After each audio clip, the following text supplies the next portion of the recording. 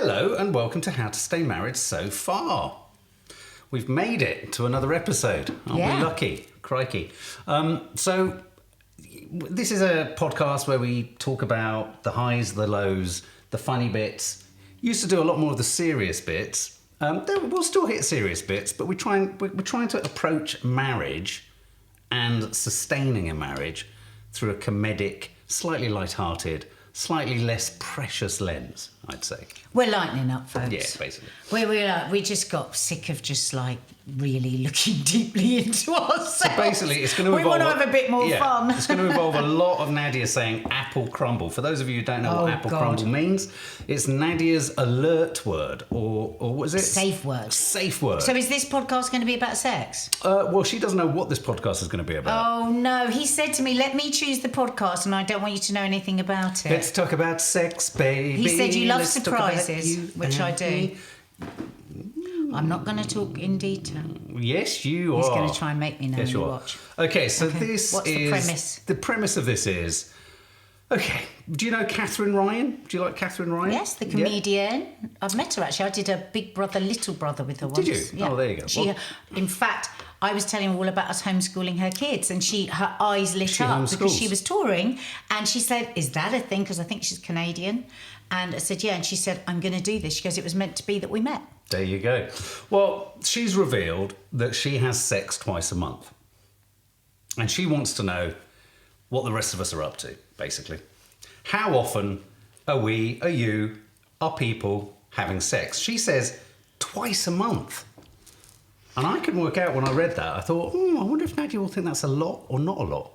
Well, that's exactly where I'm going to. I'm thinking now, I'm just trying to respond straight away. So I've read this. Forget and the last time we did it. Catherine Ryan says, I have sex twice a month. Okay. Right, shall I just give a stream of consciousness? Do you want any context to why she says that, or do you just want to respond to that? I just want to respond to that first, because it is unusual, very unusual, for people in the public world to give an exact figure. Is it? Is this because she... Well, let me first just respond to that just quickly. So my first thought is, Catherine Ryan, who always looks so hot and always anything I've ever read about her, she has a gorgeous husband who she had a mad crush on when they were younger. They went to school together. Wow. And they had this big love affair, and then they broke up. Oh. And then they had other relationships, and then they met again only about 4 or 5 years ago. Right. And they've since had 2 children. She had a child from a previous relationship. He asked me if I knew about Catherine Ryan. So my first thought is, oh, God, I thought Catherine Ryan was having sex every day. That was my first thought as you say that. And I thought, why did I think Catherine Ryan was having sex every day? Because she's pretty. No, because I was thinking, she's only been with him 5 years. It was her big da-da. She constantly says what a heartthrob he is. She's always talking about him. Like, she's in awe of how... So you make these quick... Let me just look up a photo of this guy. So you make these, like... Oh, yeah, it's nice looking, isn't You it? make these quick decisions. He's very caring. He looks after the children. He's a house husband. So he's, like, full-on, gets up to... So he's caring. He's nurturing. You know, all these things that you think, oh, they must be having sex every day. They go to beautiful... They've got a swimming pool. And? Well... Why does that make you want to have sex every day?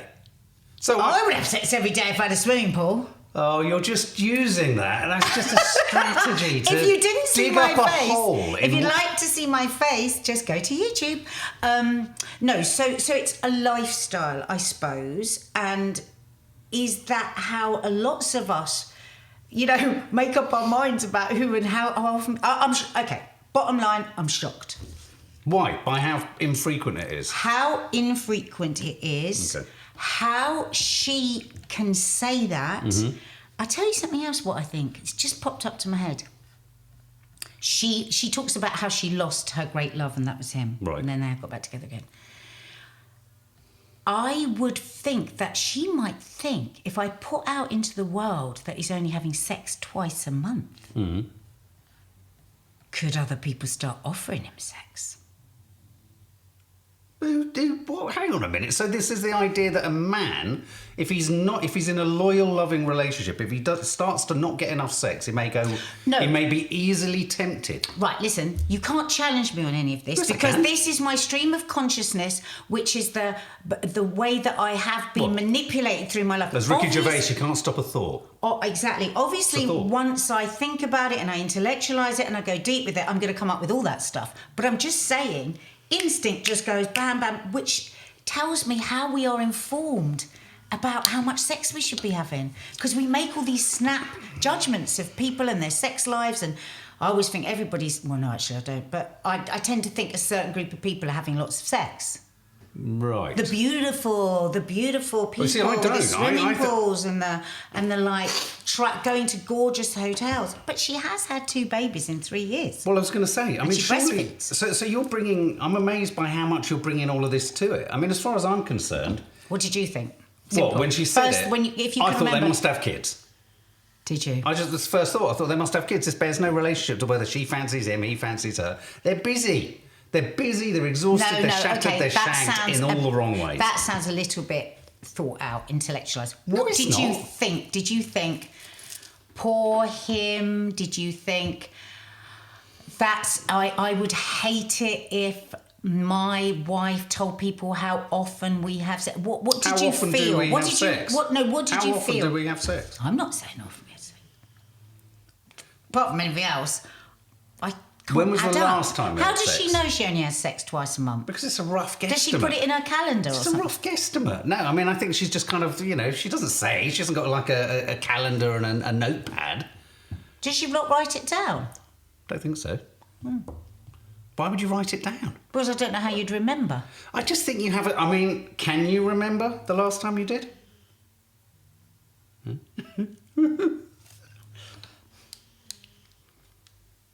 This is going to become a personal thing for you, this podcast. I know exactly how many times we have this year in 2024. Oh, shut the front door. I tried, but you wanted it open. It was a curious little kink. I know exactly how many times in 2024. Do you know? If you write it down, write it down. I won't share it. Write it down. How many do you think we've? If you are telling the truth, no, that's not it. That's no, that's not it. Absolutely, you don't. You're lying. I do. If you say now, you know how often we've had sex. Exactly. Okay, write it down. Okay. And swear on our children's lives, you know this amount. I know this amount. Oh, is this year? It's only January. 2024. Oh. Exactly.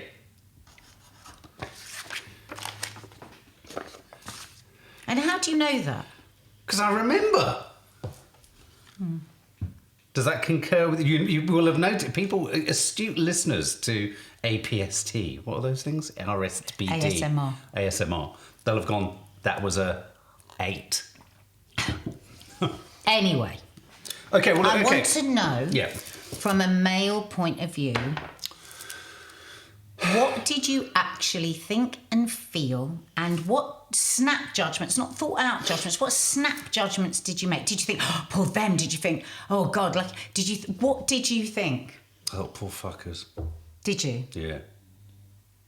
Yeah, I did, and it immediately made me think about, though, how my attitude to these things has changed over the years. There was a time in my life where I can guarantee that the thought that one wasn't having sex almost every day of the week would be a sign that you are either A, unattractive, B, unattracted to the person you're with, C, in a relationship that doesn't mean anything. For me, sex and the frequency of it had a huge importance. I mean, it was hugely important, and I would say it was... And did you in those days never imagine you would get to a point where you would say the number that you've just said?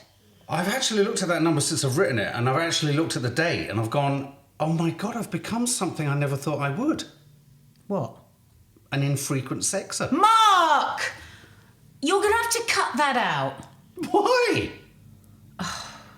It's good. The kids don't want to think we're doing it 60 million times. They can hear us. Infrequent sexer. It is and infrequent. they're at college, your kids, that's so scary. It is infrequent. I mean, it's not as frequent as I'd like it. Well, what's frequent sex? I would say... Because a lot of people might think that that's very good, that number. It wasn't double digits. They could hear No, that you through are not ASMR. saying digits. You are going to bleep out that digit. Mark, Pixelate the digit. do not start Pixelate or saying bleep? digits. No. Then what do you mean? No. Digits. I don't want people to know whether it's a single or a double or a triple digit. But certainly not a triple digit. Because this adds to the pressure that everybody thinks. If somebody knows how much sex somebody else is having, they then start questioning themselves. I think it's a little bit like when the doctor asks an alcoholic, how much are you drinking? And the alcoholic never, ever is honest about it. They always say less. So whenever people in rehab centres or, places, addiction centres, they always know that if you ask someone who's coming in off the street with alcoholism, how much are you drinking? They double it. They go, we just know we're not going to get a straight answer. We double it. I think when you ask people how often they're having sex, they always say it's more often than they are doing it. Oh, do you think it depends what age you get to? No. Maybe that's different with women.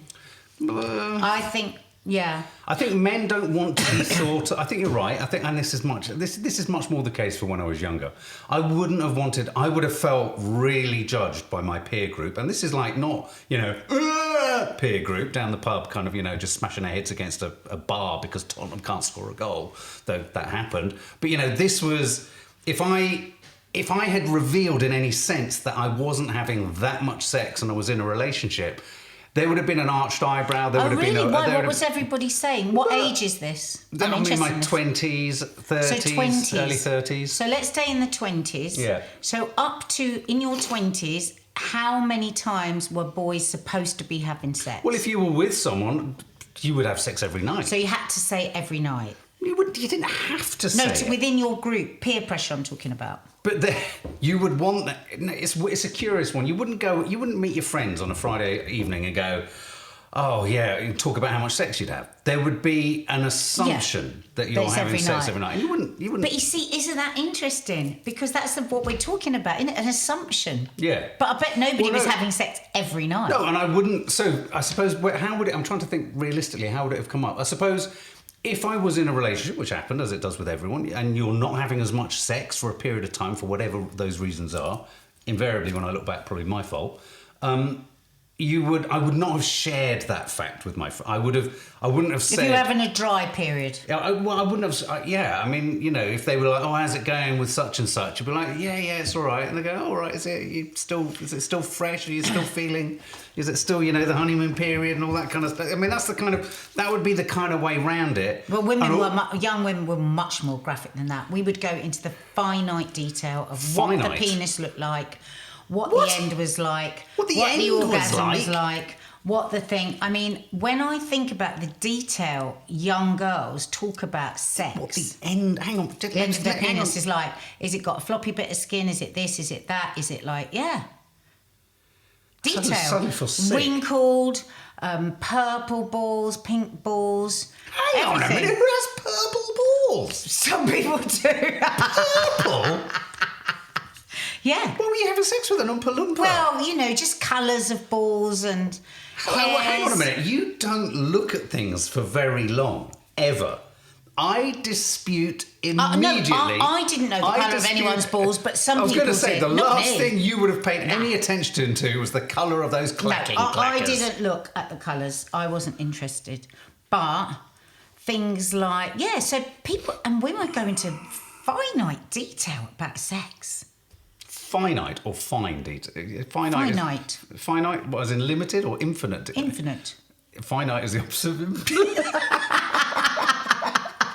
No, is it finite detail? Yeah, People say finite precise, detail. You mean? Don't fuck about with you're right. Everyone says the finite detail. The fine detail. Don't come on, this isn't an English lesson. We're talking about sex. I'm thinking of purple balls. I can't shake the image. You're so excited now. You know why he's excited? You know why he's excited? Because now he's thinking, oh, I haven't got purple balls. That's a good thing. You didn't know it was something that some people have. No, I didn't. No. Well, not bright purple. Well, purplish. Oh my God, they sound more and more hideous by the minute. I'm so pleased they I don't are have these. Hideous. But mine aren't. Sorry, I know they're not. They're not. I feel so confident about the state of my balls. Generally, balls are not ridiculous. A thing that anyone goes, oh, I love the look of your balls. I agree. I just don't really look at them. Well, yeah, I suppose you don't need to. Where were we? So, in terms of how often one has sex, so you're saying that women would go into So really, we really... would go into great Right, detail. okay. My biggest lie ever about sex was that, and this is what I've always said to our kids, is that from about 14, I was pretending that I had sex, and I didn't have sex until I was 17, almost 18. So were you lying about the colour Totally of balls lying. and things No, like no, that? not at that point. No, once I was having sex, I would talk in detail. So how would you... Okay, well, that's a different subject. So in terms of how often, so for me... And in those days, when you had nothing to think about, you had, like when I started having sex, I had an evening job in the theatre, usheretting. I was spending any money that I had down the pub and going clubbing, and I had no responsibilities at all apart from that. So you could literally spend an afternoon or a morning just thinking about sex. Because I think the thing is, you do have to think about it. Yes. You have to think about it. About it a lot. And I think that the more people will say, oh, it's children. I think it's growing up. And the responsibilities that come in. I mean, during the pandemic, they say it was the biggest passion basher ever because there was so much misery. Now everyone had time on their hands. People weren't going to work. But people weren't having loads of sex either. It went the other way because people actually were just, their brains were taken up with so much horror and fear and worry, which I think again proves that it's, loads of sex is the... it goes with youth because you're not thinking about other things. And I think tying back in to famous people, we have this idea that they spend an awful lot of time just hanging around, not doing very much by their pool or, for instance, you look at the Kardashians, every single thing they do, somebody does it for them. So you always think, well, no wonder they're all having so much sex and love having sex. But are they? Are they having it twice a year? We don't know. It's snap judgments that we make about other people's sex lives that fuck us up. Maybe it's the luxury of time that allows people to indulge perversions and stuff like that. Well, listen to this. 2018, an Ipsos survey asked men... It's a kind of polling company. Oh, yeah, Ipsos. Asked men and women to estimate how often other people have sex, how much other people have sex. So this is what we think other people are having sex, not how much we are.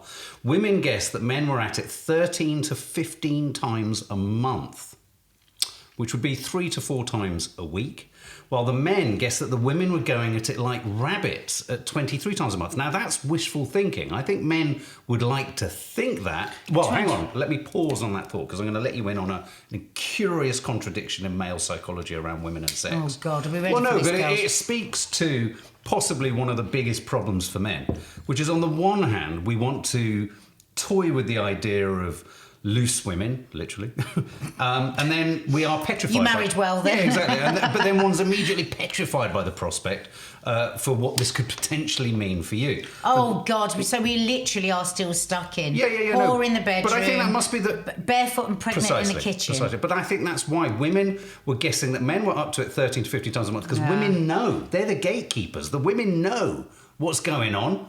Because they know, whereas men like to think women are, because they want to always imagine that other people are having more than them. No, because objectifying men women are always as being thinking that constantly wanting sex. Yeah, so within those statistics and predictions, I can't find.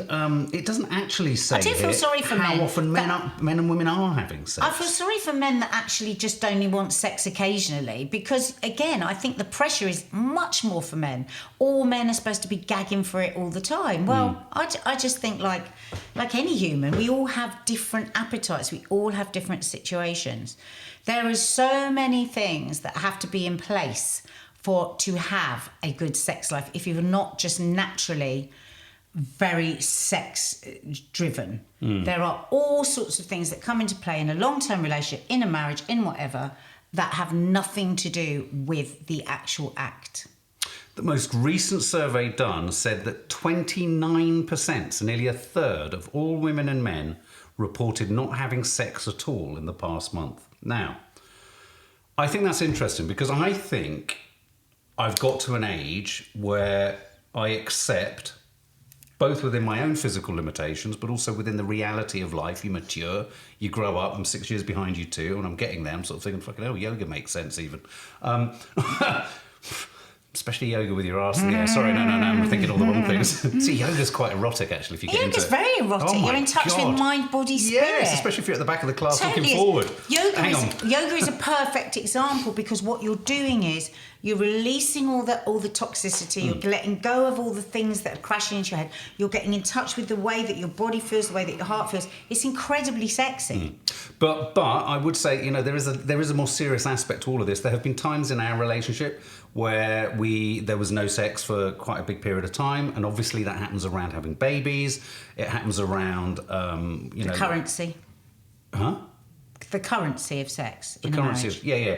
But also, you start to have less sex, obviously, around the menopause, hormonal changes, and all that kind of stuff. And also, I mean, it's not just, you know, a lot of people argue that the male menopause, or the menopause, if you like, it could sometimes be characterised, given that there's a higher rate of suicide amongst men and mental health problems in men of a certain age, that it manifests in that area too. And I can certainly say that, you know, in periods of, you know, depression and where I've really struggled with my mental health, the last thing even on my mind is sex, because. And yet, I think sometimes men can use sex in a really damaging way, like alcohol, like all these things, to fix, and to not deal with their emotions. For me, it's the biggest turn-off is fixing through sex. Fixing jealousy, fixing insecurity, fixing it. What I will just a turn-off. What about fixing? I don't know, a sort of broken radiator. That'd be nice for sex. No, would you? It's like and you know, I think a lot of people would say, you know, if all day things have been cold and a bit weird, and then you go to bed, and that person, you know, either way, it could be a man or woman, wants to fix that day with sex, that would never work with me, because like if there hasn't been a connection all day, there's not going to be a connection in bed, and actually I find that the biggest turn off. Well, I've got there like an iceberg. I've floated for a long time through the Arctic tundra, and I've arrived at that thought that that kind of makes sense. But you say you're never a numbers person, but do you, or would you not, if say I was to turn around to you and say, guess what? For the last 3 months, we've only had sex 3 times. Would you? Is there a number where you said that to me before in our relationship? You've come to me with a number, and I've wanted to just throw you out the house. Don't come to me with numbers. Come to me with feelings. Come to me with reasons. Come to me with new ideas. But don't come and give numbers to me. It is such a turn off. Yeah, no. But sometimes one can start with a statistic and then scroll back and work out where the problems are coming from, no? Don't ever give me a fucking statistic. You've known me 20 years. What do you think a statistic is going to do for me? 0. Is there any way... I'm going to go as cold as ice. And if just the thought that anyone is counting how many times I've had sex, itself. No, I am not. That is not the point that I'm making. You once came to me and you said, if we stick at the rate that we are, by the time I'm dead, I'll have had sex. And you gave me a fucking number. And I'm going to be really brutally honest with you. And I was like... Are you kidding? I'm going to be brutally honest with you. I was really depressed by the net result number. It was a shock. I was thinking, oh my God, what am I going to do? No, but this is the fundamental difference between me and you. Which is what? Is that you think into the fucking future. You stick yourself back in the past, and you're not thinking, right here, right now, what could I do to make this woman feel cherished? I think that all the time. What could I do? No, I'm just saying. When men get obsessed, and I'm sorry to say for men because I'm only in this relationship with a man, is that the quantifying of it makes you feel objectified. Of course it does. No, but So don't get upset because this is just not fact. upset at all. Because it's not done purposefully. I think it's a male-female thing, difference. It leaves me feeling objectified and going, well, okay, so, if you'd come to me and said, you know, how does it leave you feeling, that's going to get a response. But if you come to me with a list of numbers, I'm just going to go, fuck off. I agree. Yes. Hang on a minute. Everyone, hold the front door, hold the front pages. Hold the front door. I've said that very infrequently in my life. I'm not saying that is the way... Only because I tore skin off you with my response. It's quite erotic. Otherwise, you would have... I think we had sex straight afterwards. Otherwise, you would have started keeping a book. If I hadn't made it very clear that you never come to me with numbers again, we would have been in trouble. Babe, I have never come to you with numbers often. You have come to me with numbers more. You come to me with numbers more often than you care to remember. Okay, but I suppose what I'm saying is that even at my age, I don't do it as often as I did, but say when we've got to the end of March, There may be an idle moment where I look out the window and I think, oh. Fine, keep it yourself. I'm not saying to you can't have idle moments, just I don't need to know them. No, but would there never be a point at which you would look back? Okay, hang on, pause. And there isn't a dog snoring at the end of the bed, or a load of teenagers in the room opposite, or the dinner to put on, or the da-da-da and the time. That is how the numbers work. The numbers don't work by the numbers, because what you've got to do is you've got to take two people completely out of their lives and everything else that's going on. And why all the women I know hate numbers and hate this is because what it's saying is everything else that you do in this moment doesn't exist, because what we're doing is boiling it down to numbers. You're blinded by the light a little bit here. You're allowing yourself not to see the wood for the trees. And how many more of those? No, hang on one second. I'll give you one more. Hang on one second.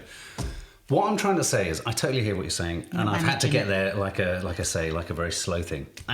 But the point I'm trying to make is, by looking at where you're at, not looking at the numbers, not checking it all the time, doing an inventory all the time, or looking out the window. And you've never done that. No. But surely, any couples counsellor, any relate counsellor, any couples therapist would quite agree that you can look at the state of your sex life, which could involve the frequency and the nature of it and the inclination of it and everything. Of course, everything that leads to that is a consequence of everything else in your life. But you can look at, if we were to get to the end of the year and go, we haven't had sex at all this year, I'd say there was a problem.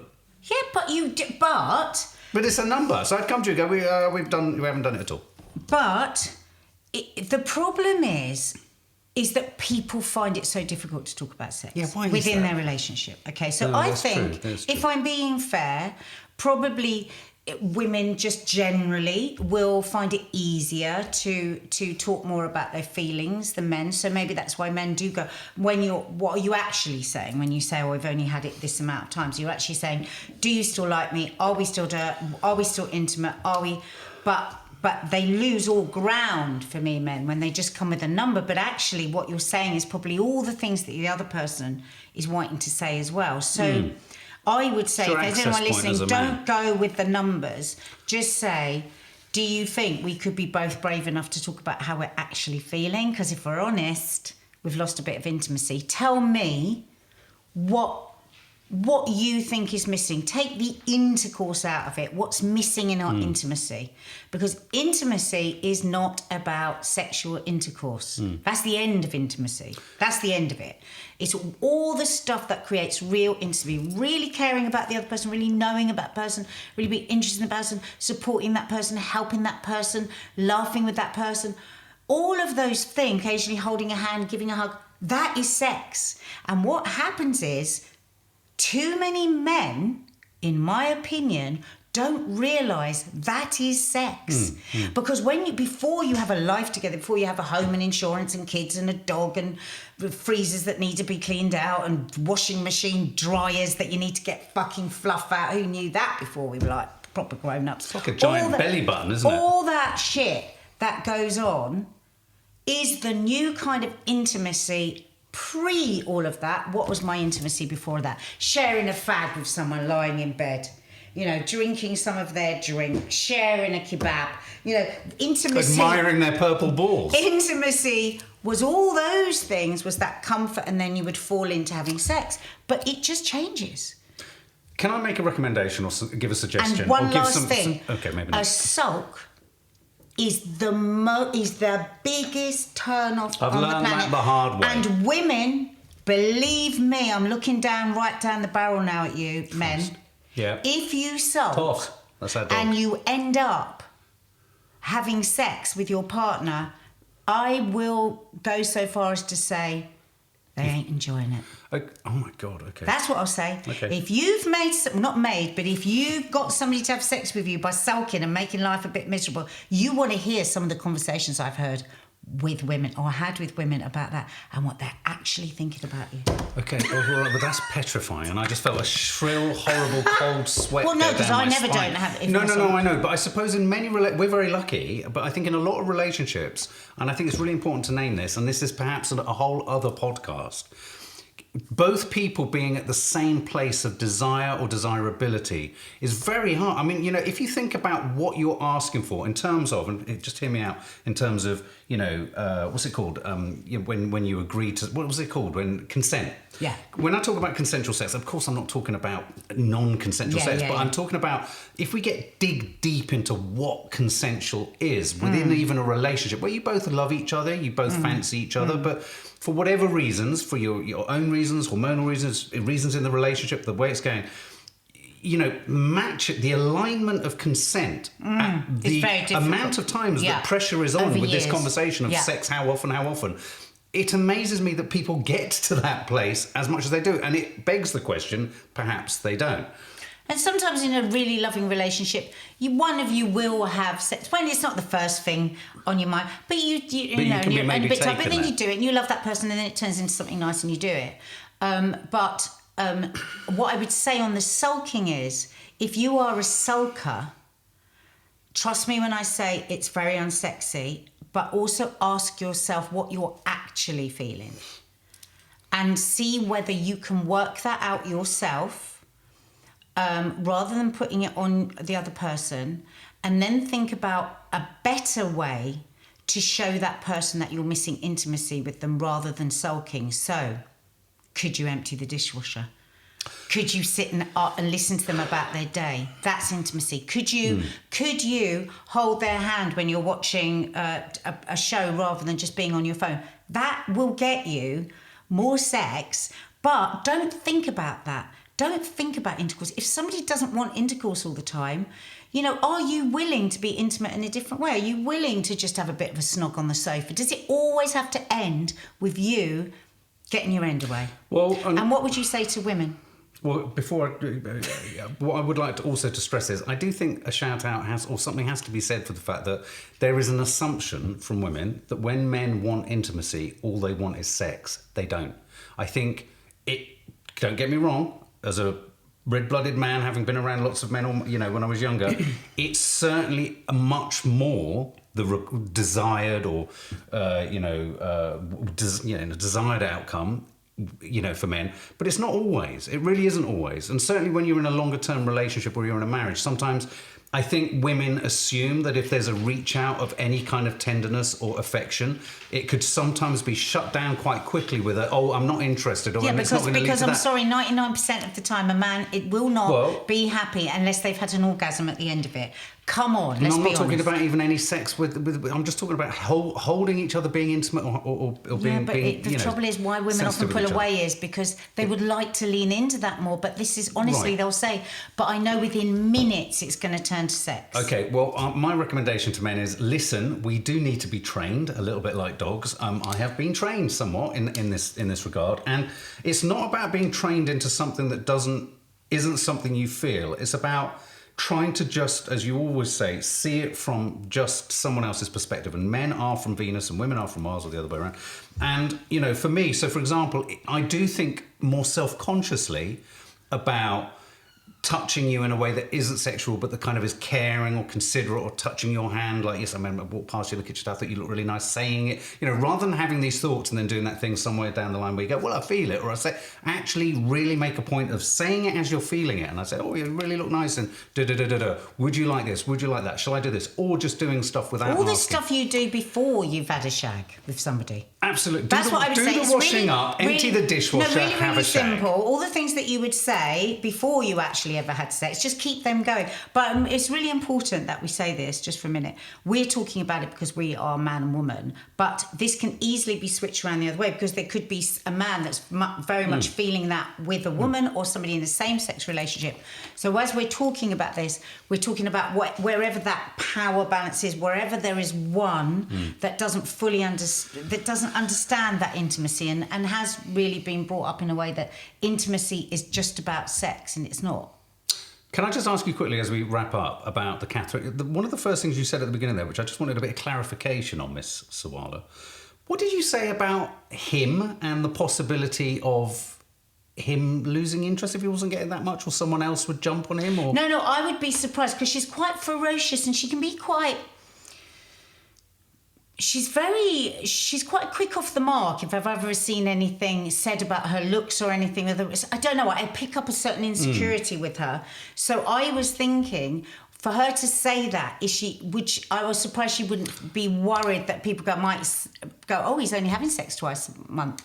Well, I could offer him sex. But then maybe the reason they're having sex twice a month is because he's at home looking after the kids and doing the dishwasher and taking the fluff out of the dryer. Yeah, maybe which he's isn't exhausted. Sexy. It's not sexy. When you're down on the floor scrubbing the washing machine again that nobody's ever touched, or doing the toilet again which nobody's ever done. It's not sexy. So there's no number you would hear from someone on how frequently or not frequently they're having sex that would make you go, oh dear. Well, okay. You had a judgment on this. So what you've got to remember, it's really important to remember this was my snap judgment, which shows us the way that we are conditioned by society. And of course, then later, and I think about it and I break it all down and it's fine. But so what would I not have had a snap judgment? So if she'd said, we have sex 3 to 4 times a week, I would have thought, yeah, God.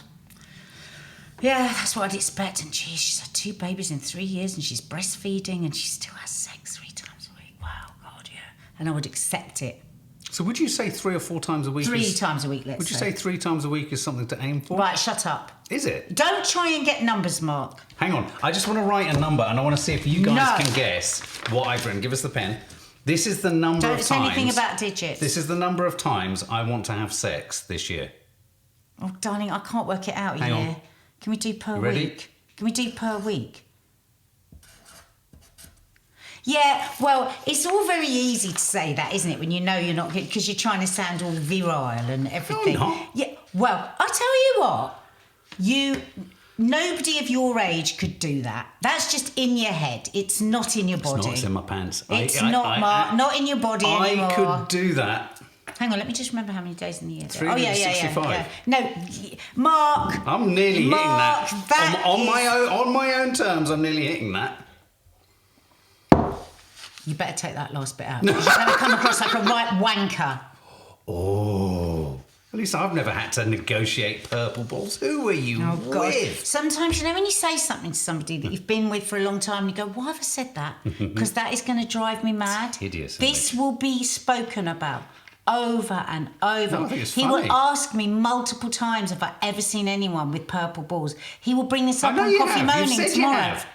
I love it. I didn't. It's funny. I said I haven't seen anyone with purple balls. I am not worried about it. I'm fascinated that there are any. Don't fucking ask me because I don't know the answer to any of your questions about purple balls. Okay. Maybe they were more blue. Who knows? Blue balls. I feel a bit sick now. I'm I'm not even joking. I don't miss the coffee or the conversation, but I feel sick. Okay, so you don't think we can hit that number?